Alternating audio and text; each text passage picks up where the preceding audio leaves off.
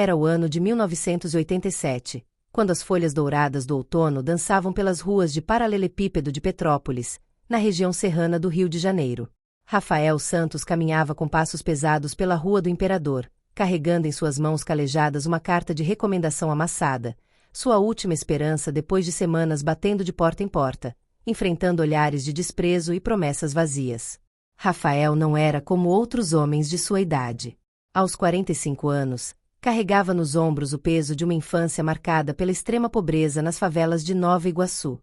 Havia aprendido a ler o mundo muito antes de decifrar as primeiras letras. Órfão desde os 7 anos, cresceu ajudando sua avó doente com trabalhos de faxina em casas de famílias abastadas, onde o desprezo chegava servido junto com os restos de comida que lhe permitiam levar para casa. A vida lhe ensinou que parar jamais era uma opção. Quando a pequena oficina mecânica onde trabalhava fechou as portas definitivamente, Rafael passou 4 semanas tocando campainhas, com seu currículo desgastado no bolso da camisa e uma esperança que se apagava como as luzes da cidade ao amanhecer. Foi numa manhã particularmente fria e nebulosa, quando a neblina da serra se misturava com a fumaça dos carros antigos, que recebeu a ligação que mudaria tudo. Uma voz feminina, cansada mas educada, informava sobre uma vaga de jardineiro numa mansão imponente no alto da Boa Vista. A senhora Mônica Almeida, viúva milionária de um conhecido empresário do ramo imobiliário, procurava alguém para cuidar dos extensos jardins de sua propriedade. O salário era bom, mas o que mais chamou a atenção de Rafael foi o aviso que a secretária fez pelo telefone. A família está passando por um momento muito delicado, Sr. Santos. Precisamos de alguém discreto e compreensivo. Mônica, apesar de toda sua fortuna, carregava uma dor que dinheiro algum conseguia aliviar. Desde que seu marido Carlos morrera num acidente de helicóptero 2 anos antes, ela e seus filhos, Gabriel de 11 anos e Helena de 8, viviam como sombras de si mesmos. As crianças haviam parado de sorrir. Não brincavam, não riam, e mal tocavam na comida. Os pratos voltavam para a cozinha quase intactos, e qualquer tentativa de conversa era respondida com silêncio que cortava a alma. No primeiro dia de trabalho, enquanto Rafael aparava as hortênsias do jardim da frente, sentiu um olhar observando cada movimento seu. Ao erguer a cabeça, viu Helena parada atrás das cortinas de renda da janela da sala. A menina tinha cabelos castanhos cacheados presos em 2 tranças desalinhadas, e seus olhos castanhos pareciam 2 poços fundos cheios de uma tristeza que criança alguma deveria carregar. Quando Rafael acenou e sorriu, ela simplesmente se afastou da janela e sumiu nas sombras da casa. Ela não fala muito desde que o pai partiu, comentou Mônica, aparecendo no jardim com uma xícara de café. Sua voz tinha aquele tom partido de quem chorou até não ter mais lágrimas. Nenhum dos dois fala muito, na verdade. Ela parou, respirou fundo, mas não terminou a frase. Rafael apenas acenou com a cabeça, entendendo que não era hora de fazer perguntas. Os dias se passaram, e ele observava tudo com a discrição de quem aprendeu a ser invisível. Via como Gabriel mal conseguia engolir 3 colheradas de arroz no almoço antes de empurrar o prato. Helena apenas beliscava um pedaço de pão e abandonava. Mônica insistia, implorava, mas parecia falar com as paredes de mármore frio daquela mansão. Uma tarde, enquanto organizava as ferramentas no pequeno depósito que ficava ao lado da cozinha, Rafael percebeu que Mônica estava sentada sozinha na sala de jantar, olhando fixamente para os pratos quase intocados dos filhos. O sol do fim de tarde se filtrava pelas cortinas de seda, criando sombras dançantes nas paredes, e naquela luz dourada, a mulher parecia ainda mais frágil e perdida. Ela suspirou profundamente e começou a recolher os pratos com movimentos mecânicos, como quem havia aceitado uma derrota diária.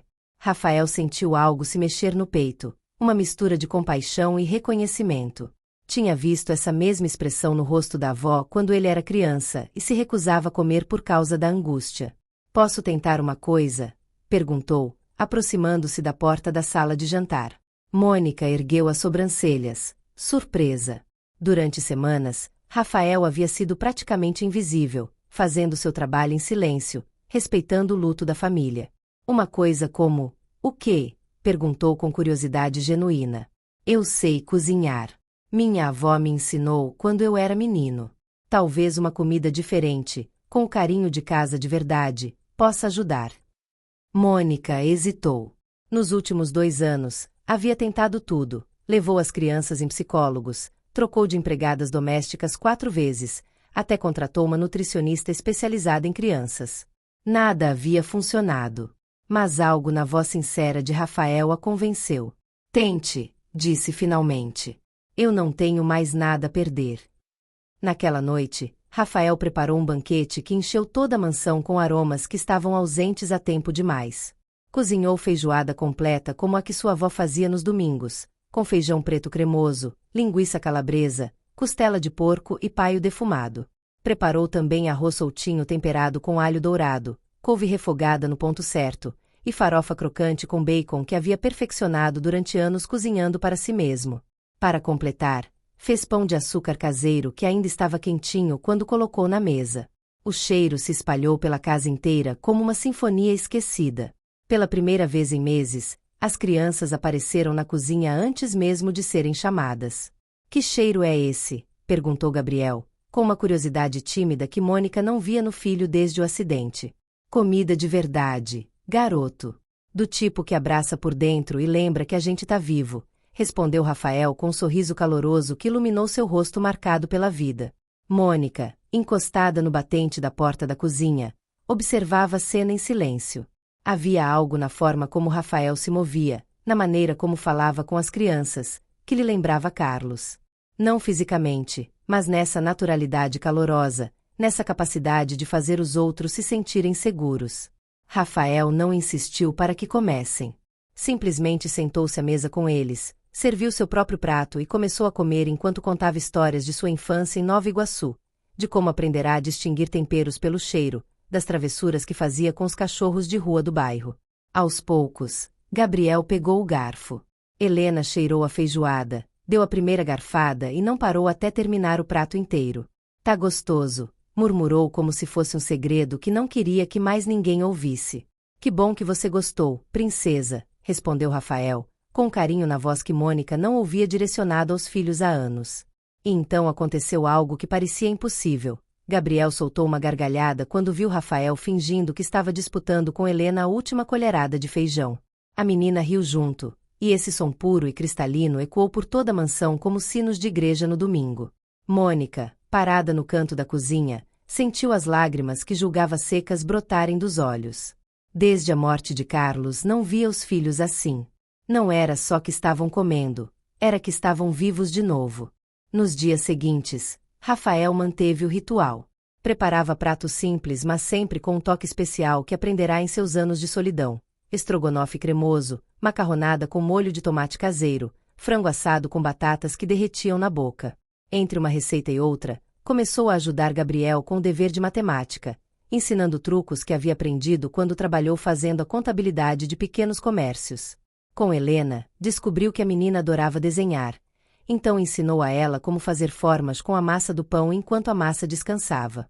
As crianças começaram a esperá-lo com ansiedade.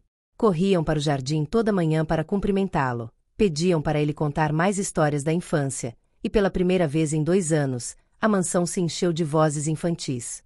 Mônica, inicialmente, tentou manter uma distância formal. Afinal, Rafael era um funcionário. Mas aos poucos se sentiu atraída pela energia transformadora que aquele homem carregava consigo. Ele tinha uma paciência rara, um jeito de falar que parecia devolver vida a tudo que estava morto dentro daquela casa. Uma noite, depois que as crianças foram dormir, enquanto Rafael recolhia os pratos do jantar, Mônica se aproximou dele na cozinha. A luz suave das luminárias criava um ambiente acolhedor que contrastava com a frieza que dominara aquela casa por tanto tempo. Eu não sei como agradecer pelo que está fazendo pelos meus filhos, disse com voz emocionada. Eles eram apenas sombras de si mesmos.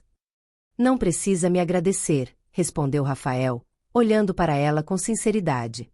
Seus olhos, que haviam visto tanto sofrimento, agora brilhavam com uma luz diferente. Eu sei o que é crescer num lugar onde falta mais que comida. Falta calor humano. E criança nenhuma devia viver assim. O silêncio entre eles foi quebrado pelo som de pés descalços. Helena correu para a cozinha, pulou no colo de Rafael e sussurrou com uma voz que tremia de emoção. Você podia fazer a comida que o papai fazia? Ele também fazia feijoada gostosa. Mônica levou a mão à boca, emocionada até as lágrimas. Entendeu que não era só o sabor da comida que estava salvando sua família. Era o amor, a paciência e a esperança que Rafael estava resgatando do esquecimento. Os meses se passaram, e a mansão já não era o mausoléu silencioso de antes. Risadas ecoavam pelos corredores de mármore, o cheiro de comida caseira havia se tornado rotina, e Mônica já não carregava o mesmo peso no coração. Rafael não era mais apenas o jardineiro. Havia se tornado parte da família, o pai que as crianças haviam perdido e o companheiro que Mônica acreditava nunca mais ter. No dia do aniversário de Gabriel, Mônica organizou uma pequena festa no jardim que Rafael havia transformado num paraíso de flores e plantas. Quando chegou a hora de cantar parabéns, ela olhou para o filho e disse: "Faça um pedido, meu amor." Gabriel fechou os olhos, soprou as velas, e ao abri-los disse algo que partiu e curou o coração da mãe ao mesmo tempo: "Eu já tenho tudo o que queria." Mônica olhou para Rafael, entendendo exatamente ao que o filho se referia. E foi naquele instante, vendo as velas apagadas, as crianças abraçando o homem que havia devolvido a vida àquela casa, que ela compreendeu uma verdade profunda. Às vezes, o maior presente não é algo que se compra, mas alguém que se encontra pelo caminho. A música suave do som preenchia a pequena sala, iluminada apenas pelas luzes amarelas dos abajures. O bolo já havia sido cortado, os presentes estavam sobre a mesa de mogno, mas ninguém prestava atenção nisso. Gabriel e Helena estavam sentados no colo de Rafael, um de cada lado, como se aquele fosse o lugar mais seguro do mundo. Mônica, encostada no batente da porta da sala, observava a cena com um nó na garganta. Seus filhos, que durante 2 longos anos haviam vivido como fantasmas de si mesmos, agora brilhavam com uma luz que julgava perdida para sempre. "Tio Rafael", disse Helena de repente, com os olhos brilhando de um jeito que a mãe não via desde antes do acidente. "Você sabe qual foi meu pedido também." "Qual foi, princesa?" respondeu ele, ajustando o braço ao redor dela com uma ternura que fez Mônica sentir uma pontada de gratidão e amor. "Que você nunca vá embora da nossa casa. Que fique para sempre com a gente." Rafael sentiu o coração parar. Olhou para Mônica, que tinha lágrimas discretas escorrendo pelas bochechas, e voltou sua atenção para as crianças. "Eu prometo", disse com voz embargada pela emoção, "que enquanto vocês precisarem de mim, eu estarei aqui." Gabriel, que raramente se abria emocionalmente desde a morte do pai, abraçou Rafael com força, enterrando o rosto no ombro dele. "Você fez a gente virar uma família de verdade de novo", murmurou com uma voz que soava muito mais madura do que correspondia aos seus 11 anos. Mônica não aguentou mais. Caminhou até eles e se juntou ao abraço, envolvendo os 3 num abraço silencioso mas carregado de significado. Nenhuma palavra foi dita por vários segundos. O mundo parecia ter parado ali, na união improvável de uma mulher que havia perdido o amor da vida, de 2 crianças que haviam aprendido a viver no silêncio da dor, e de um homem que chegará para devolver o som da vida. Lá fora, o vento da primavera carioca soprava suavemente, balançando as árvores do jardim que Rafael havia cuidado com tanto carinho. Lá dentro, o riso das crianças que antes se apagava contra as paredes frias, agora ecoava como a melhor música. E naquele instante, Mônica entendeu uma verdade que a dor lhe havia feito esquecer. Não foi sua fortuna que devolveu a alegria à sua casa, não foi o tempo que curou as feridas. Foi a chegada de alguém que não trouxe apenas um prato de comida, mas um prato cheio de amor, paciência e esperança. E isso, ela sabia, era a coisa mais valiosa que existia no mundo. Se essa história tocou seu coração, lembre-se de que muitas vezes, a maior mudança na vida de alguém vem dos gestos mais simples e do amor que colocamos neles. Assim como Rafael devolveu o riso e a esperança a uma família que já não acreditava mais na felicidade, você também pode ser luz na vida de alguém, mesmo sem saber. Compartilhe essa mensagem, espalhe esse sentimento, e nunca subestime o poder de um gesto de carinho.